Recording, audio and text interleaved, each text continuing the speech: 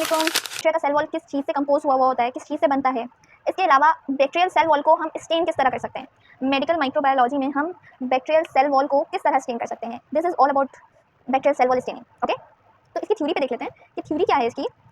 कि bacterial cell wall जो है ये केमिकली कंपोज हुआ होता है, ठीक है। एक कॉम्प्लेक्स स्ट्रक्चर है। इट्स आउटर मोस्ट स्ट्रक्चर, ये आउटर मोस्ट स्ट्रक्चर होते हैं बैक्टीरियल सेल की, ठीक है। यानी सेल के ऊपर वाली सबसे आउटर मोस्ट लेयर होती है, ठीक है। इसके साथ मैं पिक्चर भी अटैच कर दूंगी। It protects bacteria from osmotic shock, ठीक है। बैक्टीरिया की सेल वॉल बैक्टीरिया को शेप भी प्रोवाइड करती है और बैक्टीरिया के सेल को ऑस्मोटिक शॉक से भी बचाती है, ठीक है। और एक एनवायरमेंटल बैरियर के तौर पे काम करती है। हम as a microbiologist cell wall को एक यूनिक केमिकल ऑर्गेनाइजेशन की तरह से देखते हैं, ठीक है। बैक्टीरियल सेल वॉल की मॉर्फोलॉजी स्टडी करने के लिए हम आइसोटोनिक सॉल्यूशन यूज़ करते हैं या फिर सेलाइन का सॉल्यूशन यूज़ करते हैं, जो कि 0.85% टू 0.95% कंसंट्रेशन का हो सकता है होता है, ठीक है।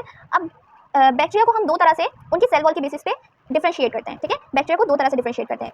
एक बैक्टीरिया की टाइप होती है ग्राम पॉजिटिव और एक बैक्टीरिया होते हैं ग्राम नेगेटिव, ठीक है। अब इन बैक्टीरिया के सेल वॉल में थोड़ा सा फर्क होता है, ठीक है। तो जो ग्राम पॉजिटिव बैक्टीरिया है इनका जो सेल वॉल होता है वो थिक पेप्टाइडोग्लाइकन लेयर का बना हुआ होता है, ठीक है।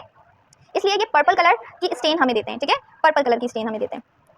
जबकि अगर बात की जाए ग्राम नेगेटिव की तो ये हमें पिंक कलर का स्टेन देता है। और क्यों देता है? क्योंकि ये सैफ्रन को रिटेन करता है और इसके पेप्टाइडोग्लाइकन की जो लेयर होती है वो थिन होती है, ठीक है। इसमें ग्राम नेगेटिव सैफ्रन को रिटेन करता है और ग्राम पॉजिटिव क्रिस्टल वॉलेट को रिटेन करता है। जब हमारा ग्राम पॉजिटिव में टिकोइक एसिड प्रेजेंट होता है, जबकि ग्राम नेगेटिव बैक्टीरिया में जो आउटर लेयर होती है वो लाइपोपॉलीसेकेराइड की बनी होती है, ठीक है। एलपीएस मींस लाइपोपॉलीसेकेराइड और पोरेंस की। इसके अलावा जो ग्राम पॉजिटिव जो प्लाज्मा मेम्ब्रेन होता है वो सिंगल लेयर का होता है, ठीक है। जबकि जो ग्राम नेगेटिव है प्लाज्मा मेम्ब्रेन होता है ना, ये दो मेम्ब्रेन्स के दरमियान एक एरिया खाली होता है, ठीक है। इस एरिया को बेसिकली हम पेरीप्लाज्मिक मेम्ब्रेन कह रहे हैं या पेरीप्लाज्मिक स्पेस कह रहे हैं, ठीक है। द कंपार्टमेंट या compartment between inner and outer membrane. Peptidoglycan का दूसरा नाम म्यूरिन है। अब जो पेप्टाइडोग्लाइकन है ये दो तरह से दो कंपाउंड से मिलकर बनता है, N acetyl glucosamine, N acetyl muramic acid. इसका स्ट्रक्चर कुछ इस तरह से है, ठीक है। ये इसका स्ट्रक्चर है।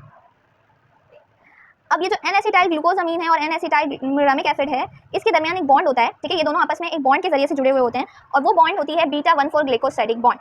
ये जो सेल वॉल है ये एनिक एसिड की डिपोजिशन पे बेस करती है, डिपेंड करती है। अगर हमें सेल वॉल को स्टडी करना है तो हम जो है सेलाइन का यूज़ करेंगे, जिसकी कंसंट्रेशन 0.85 टू 0.95 कंसंट्रेशन होनी चाहिए। बेसिकली आइसोटोनिक सॉल्यूशन, जिसकी वजह से सेल श्रिंक नहीं होता है, सेल को श्रिंक होने से जो चीज़ बचाती है। सेम कंसंट्रेशन होनी चाहिए सॉल्यूट की, जैसे बैक्टीरियल सेल में होती है।